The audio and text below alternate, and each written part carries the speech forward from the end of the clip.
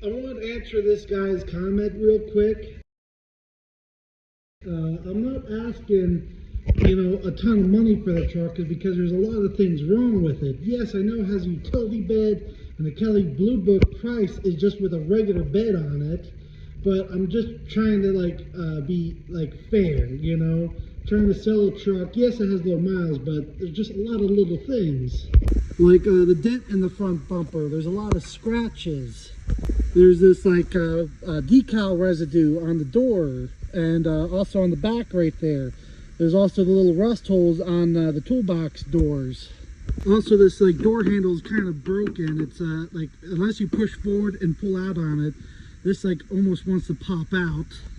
Other things are I know you can't see it. There's wires hanging underneath. I still need to figure all that out. Other little things above the visor, you have all these pen marks of people sliding the pen in and out of the visor.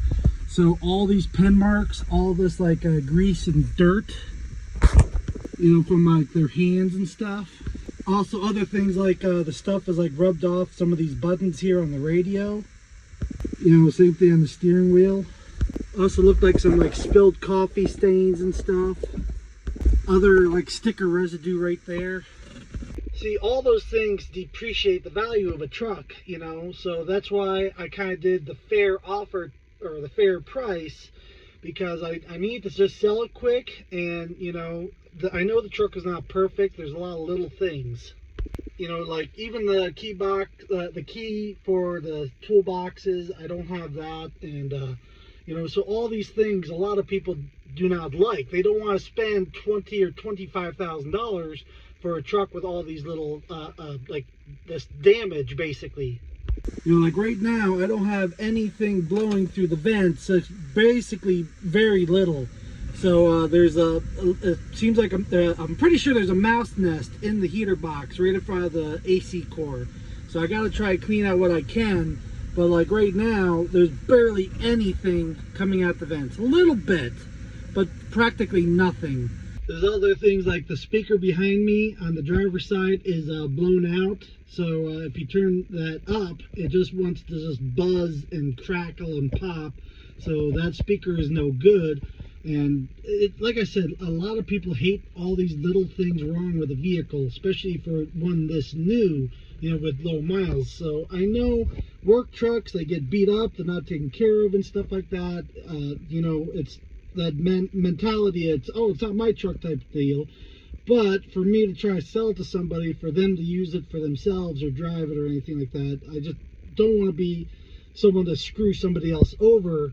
I still need to fix the number 4 cylinder misfire for the check engine light to go out. I need to get 3 wheel sensors so I can get rid of the tire light. Other things right now, there's a vibration if I go over 55 miles an hour, but I think it's because the original drive shaft got bent and ruined, because when I bought the truck, they loaded the truck with a forklift and they completely destroyed the original drive shaft. I went to a place to get one made and I don't think they balanced it. So because when I had this up on the lift, it still vibrates. So it's nothing the front end, and I've checked the rims and tires so far. So the only thing I could think of to vibrate just like that is a bad U-joint, but I think that drive shaft is off balance. Well, I went to the junkyard and I found another drive shaft that I can make work. I came out of a Silverado 1500, but so it has slightly different size U-joints, but I can adapt to it. So basically you get the U-joints that are small here but large here, so it can go on that truck, and the drive shaft is more than capable to handle the torque. Because the truck that this came out of, even though it's a half ton, it's still 6L liter. So basically just the wrong slip yoke on it. So I gotta change that over. And I'm hoping that figures that solves that problem. But again, the number 4 cylinder misfire, I put the new coil on and it was running good for a while and then started misfiring again. So either the advanced auto coil went bad already, or could be a spark plug or a spark plug wire. But I'm going to do change all 3 of those things this weekend and see if the misfire is still there. because when I did it, there was not a single code for, we had running for like an hour, not a single code came up. But about like 5 hours later, 2 codes came up for misfire, PO300 for multiple misfires from the knock sensor, PO304 for the number 4 cylinder misfire. And then the new one that just came up is for the alternator. I believe it's a PO262 or 162 or something like that, or 261 for the generator low circuit, what that means. So the alternator, something is going on with the voltage regulator inside the alternator, tripping the computer for that code. So it's only 3 codes left that are coming up. So if I could get those 3 codes knocked out, then there's not a single one on the truck. And then of course I got the wheel sensor to do, but that's not a code for the check engine light. That's just a separate code like ABS and all that other stuff.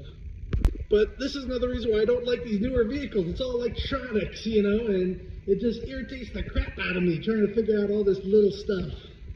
Now, I know if I convert the truck into 4-wheel drive, I know it could be worth a lot more, but to buy the transfer case, the front differential, get a front drive shaft, and also wire it all in and everything, and hook that all up, you know, I'm looking at like $3 grand, and to get like an extra $5,000 for the truck, you know, it's just not really worth me putting all that money and time and effort into it to make it 4-wheel drive, you know, to get an extra $5,000. So like, that just, by the time I put all that money into it, I'm only getting the labor that I put into it, and that's it. I'm not really making extra money. Well, I should say not enough like extra money to pay for my time and effort to put into it, you know. See, I don't mind 2-wheel drive because with the limited slip differential, you put a set of snow chains on this truck and it will be just as good as a 4-wheel drive truck, you know.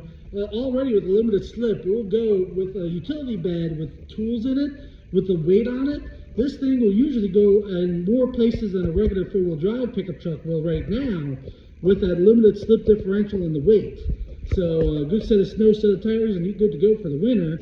And when it gets really bad, always have a set of snow chains to put on.